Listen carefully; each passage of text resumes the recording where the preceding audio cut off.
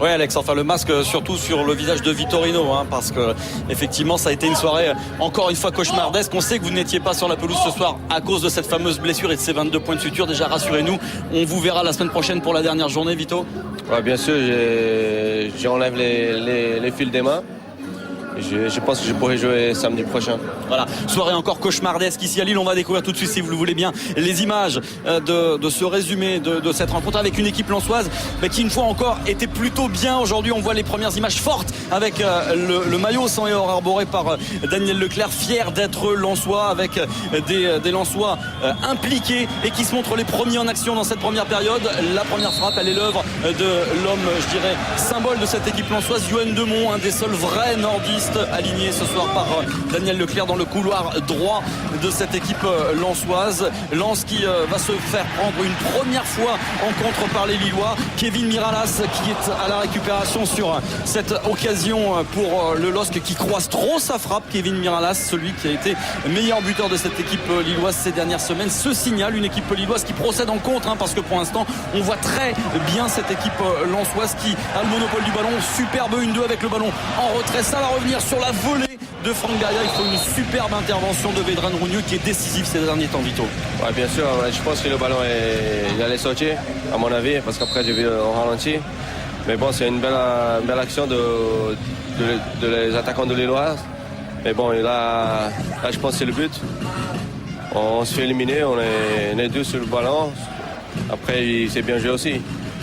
Et le ballon en retrait pour Yoann Cabaye, l'homme providentiel de cette équipe lilloise, l'homme de cette deuxième partie de saison, nominé dans les meilleurs espoirs français à la cérémonie des trophées du football demain soir. Yoann Cabaye qui permet au LOSC d'ouvrir la marque. On joue depuis 37 minutes et c'est un petit peu contre le cours du jeu, parce qu'on a vu une équipe lensoise conquérante et qui savait tenir le ballon jusqu'ici.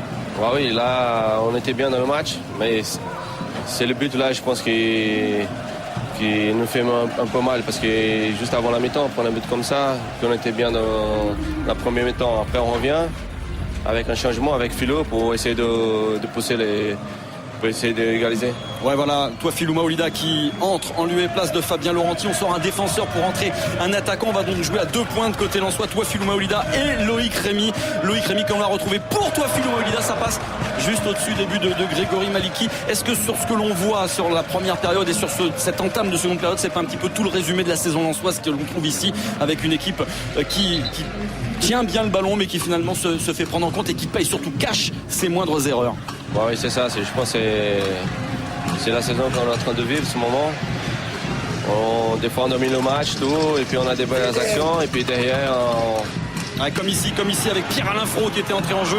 Il est bien servi par Ludovic Obraniak et c'est lui qui vient tromper pour la deuxième fois de la soirée Vedran Rougneux, le portier lensois, qui ne peut qu'effleurer ce ballon. Et cette tête de Pierre-Alain Frot qui marque là son 3e but de la saison. C'est son 2e pour Lens, lui qui avait marqué en début de saison contre Lille justement avec le Paris Saint-Germain.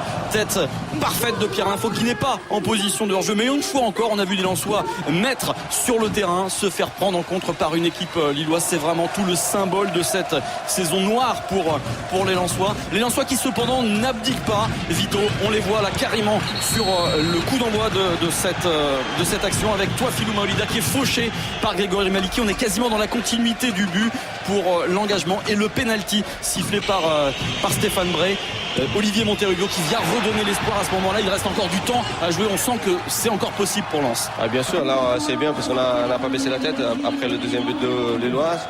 Là on a poussé, il y a Touafilou qui rentre dans la surface et il se fait accrocher à un penalty. Et là on continue de pousser pour essayer d'égaliser, et puis Olivier frappe et le gardien fait un bon arrêt. Voilà, on vous voit ici assis à côté de Gervais Martel, le président lensois. On sait que ça a été dur pour tout le monde ce soir. Comment a vécu cette soirée votre président? On l'a senti encore plus marqué que d'habitude. Comment il l'a vécu cette soirée? Ouais, comme je pense à la plupart des rencontres de championnat, parce que c'est une saison difficile. Là il faut s'accrocher, ça va jouer sur le dernier match.